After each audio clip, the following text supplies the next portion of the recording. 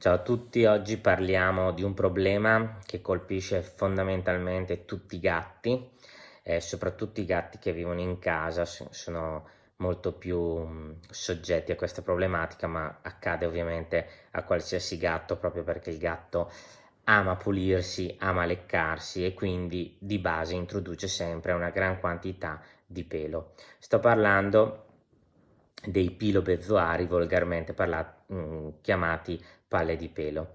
Questi pilobezoari sono nient'altro che fondamentalmente del pelo che ingerito durante il grooming, durante la toilettatura del gatto, si portano ovviamente a livello di stomaco. Qui ovviamente si uniscono insieme formando una vera e propria palla, un vero e proprio corpo estraneo gastrico.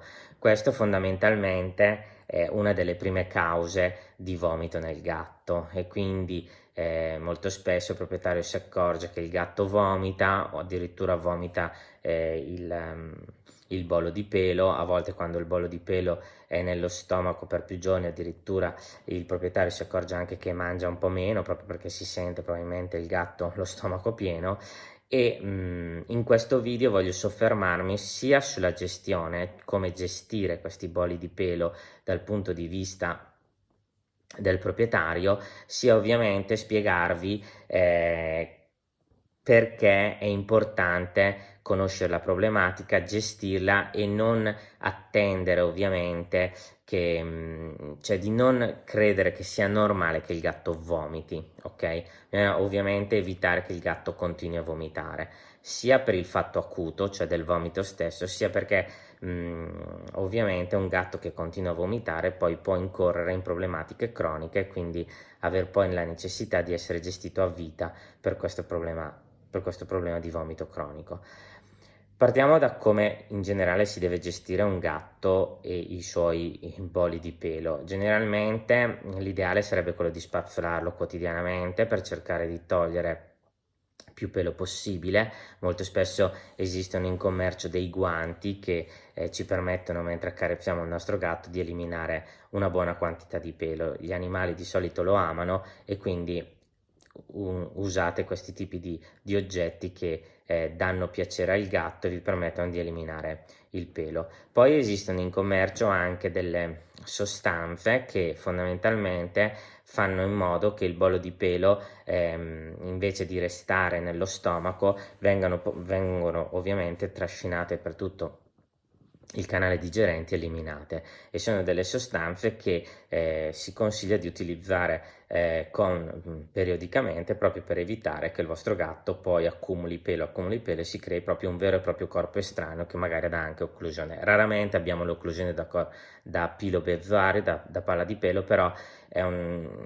molto frequentemente invece abbiamo i vomiti causati da questo, quindi è molto importante gestire periodicamente la problematica. Poi ovviamente se il gatto vomita, chiaramente consultare il proprio medico veterinario.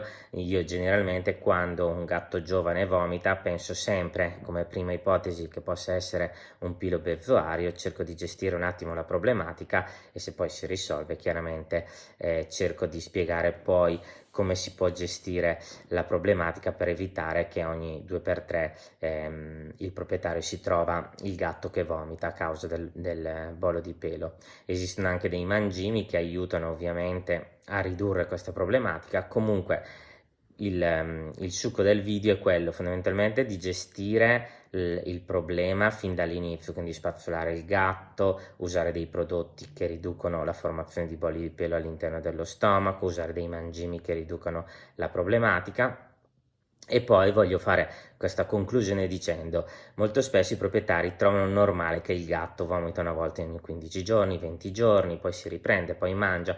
In generale sappiate che è sempre meglio non lasciare troppo vomitare il gatto, non dare per scontato che il gatto possa vomitare ogni 10-15 giorni, perché poi nel tempo, con l'età, questi vomiti poi possono dare un problema più cronico che poi va gestito ovviamente in maniera ovviamente diversa e molto spesso partono chiaramente come problematiche di gastriti acute nel 90% molto spesso causate, ripeto, o da formazione di questi boli che non vengono gestiti in maniera immediata al proprietario, e quindi poi il gatto vomita, vomita, vomita e si arriva al problema cronico.